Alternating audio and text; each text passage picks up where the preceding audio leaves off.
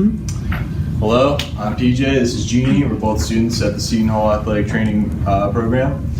Today we're going to show you a couple exercises for your core, specifically in the plank position. So the first exercise we're going to show you is an isometric exercise. So to get your patient in the proper position, you're going to either have to have a table or use the floor. You're going to instruct your patient to lay prone on the table. You're going to have them support themselves on their forearm and their feet. You're going to instruct them to bring their back and their hips up together. You're going to tell them to keep their back in line throughout the entire duration of the movement. You're going to tell them to hold this position for 30 seconds, 3 times. This exercise is considered isometric because the back and the hips do not move throughout the entire exercise. The muscles we are working in this exercise are going to be the rectus abdominis, your transverse abdominis muscles, as well as your shoulder and your hips. Okay, for our second exercise, we're going to be doing an isotonic exercise. It's going to be closed kinetic chain, and it's going to be also in the plank position.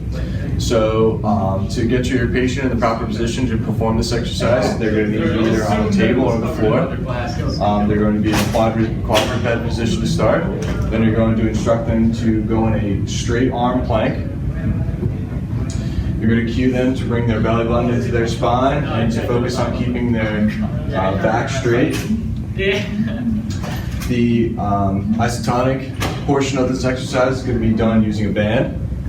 So that you're going to instruct the patient to slowly abduct their arm out and then bring it back in slowly.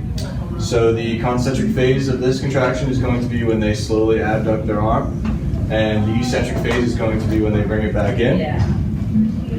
Again, this is isotonic because the patient is maintaining the tension of the band throughout the entire movement. Okay, and for our third exercise, it's going to be a functional exercise. Again, we're going to be in the plank position, except we're going to add a little bit of a rotational component to it. So you're going to instruct your patient again to be in a plank with straight arms, flat back, hips in line. You're going to tell them to bring their arm up out to the sky, and then slowly bring it under themselves and under the bridge. That's going to be 1 repetition for this exercise. This exercise adds a rotational component to the traditional plank, which would be useful for overhead athletes. Again, they're going to do this nice, slow, and controlled. That way, they are getting the most out of this exercise.